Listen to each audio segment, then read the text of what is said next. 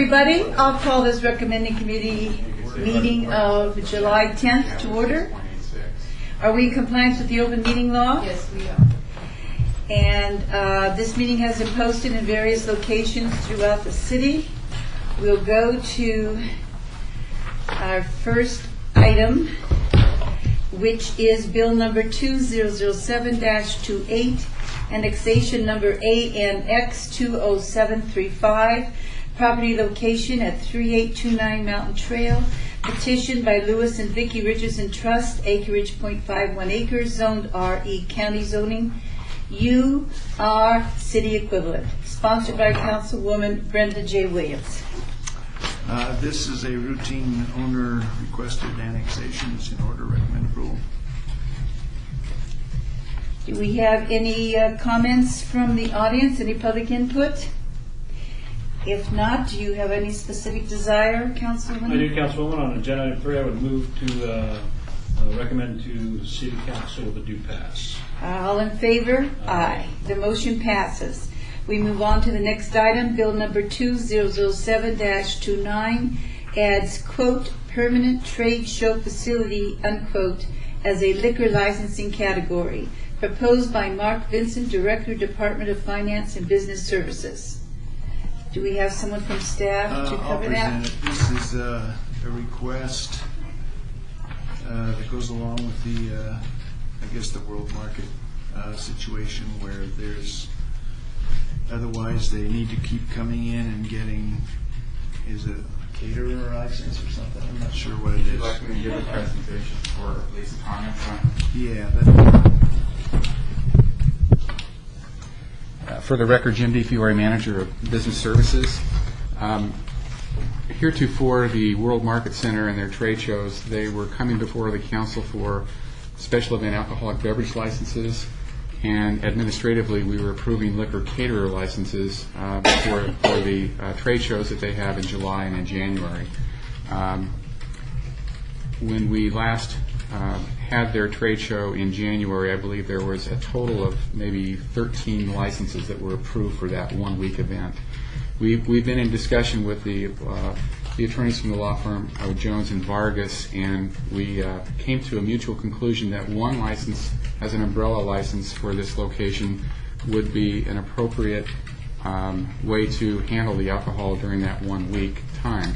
The only thing that we had similar to that was a tavern license, which is, they're not a tavern per se. We created this classification to be the umbrella license, and what this bill will require is that each exhibitor come forward to the city and pay the city a $25 permit fee for them to serve or sell alcohol from their particular exhibit during this 1 week trade show twice annually. And I believe their intent is to increase the number of trade shows that they do have in the future, but for the time being it'll be just January and July. We are going to make one amendment to this particular bill, or would like to make one amendment.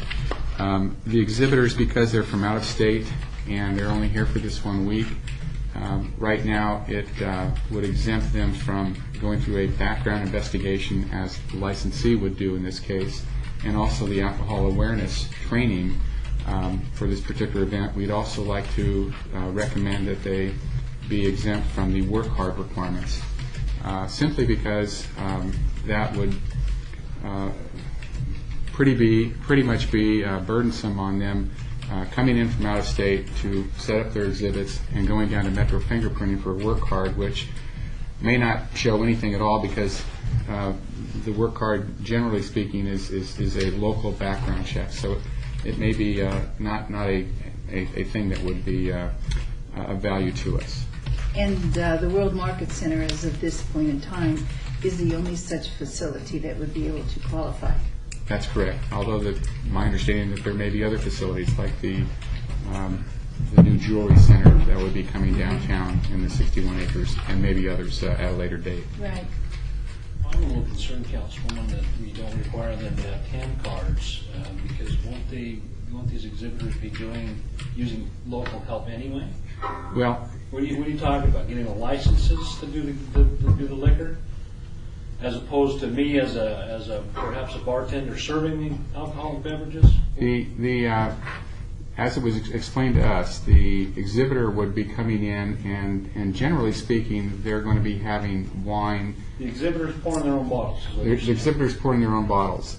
The licensee that's coming before us next week, as a matter of fact, she will be the licensee for the entire World Market Center. She'll be responsible for making sure that the exhibitors pouring the alcohol are doing it to adults over the age of 21, and that they're not pouring too much alcohol for the person to get intoxicated on.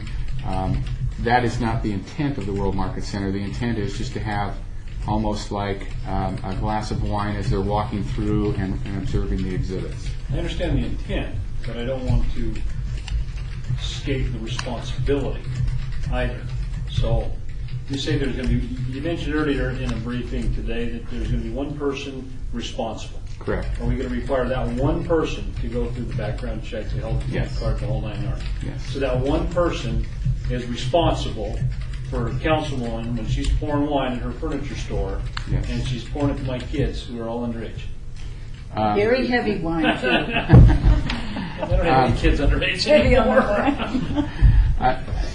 I'm certain. Well, this being a closed trade show, Yeah.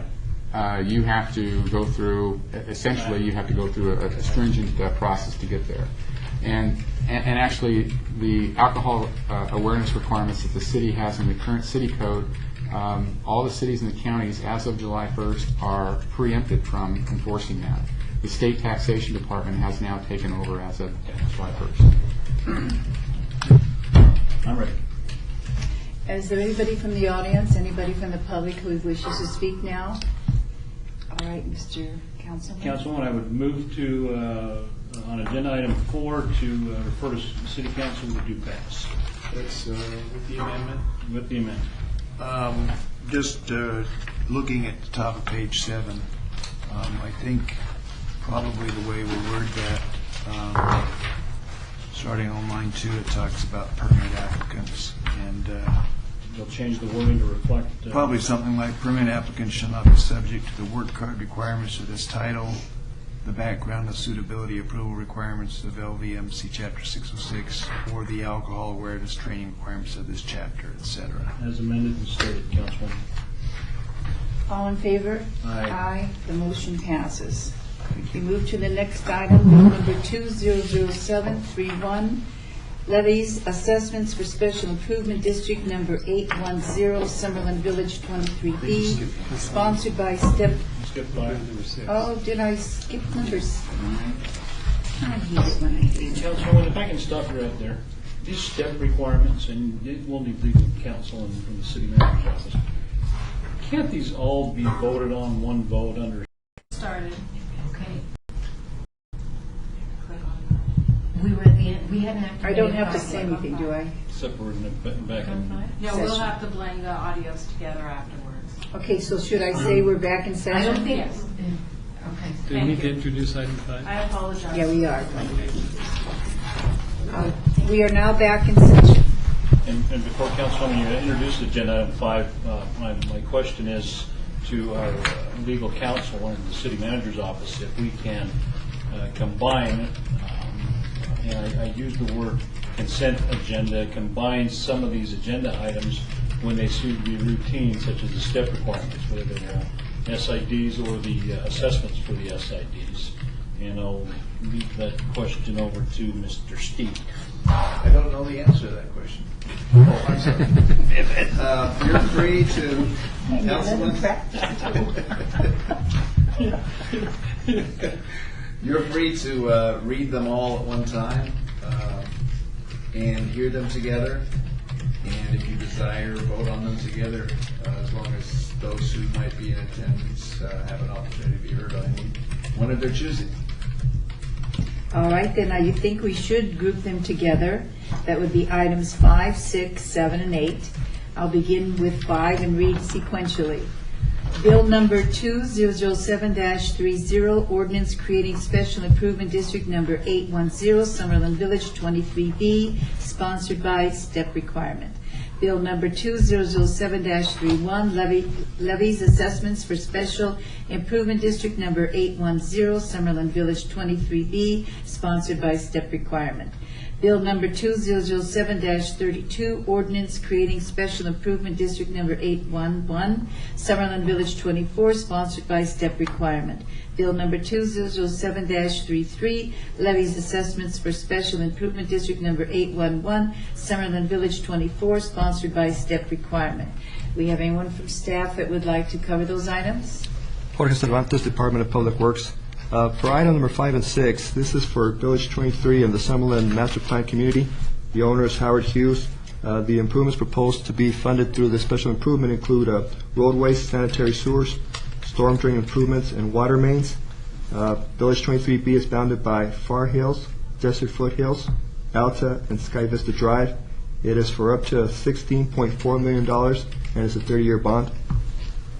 For item number 7 and 8, Village 24, also owned by Howard Hughes, and is in the Summerlin Master Plan Community. The improvements include roadways, sanitary sewers, storm drain improvements, and water mains. This village is bounded by Alta Drive, Sky Vista Drive, and Charleston. It is for up to $29.2 million, and it's also for a 30-year bond. Do we have any questions from the audience? Anybody wanting to participate with any information? If not, Mr. Councilman? Councilwoman, thank you. I would like to make a motion. Do I need to do these individually, or can I group them together, Mr. Steve? I will allow you to group them together, and we'll see what happens. We have heard from our great legal counsel. With that, I would make a motion to refer to council agenda items 5, 6, 7, and 8 with a due pass. All in favor? Aye. The motion passes. Do we have, this is the time for citizens' participation. Do we have any public comment? We do not, so the meeting is adjourned.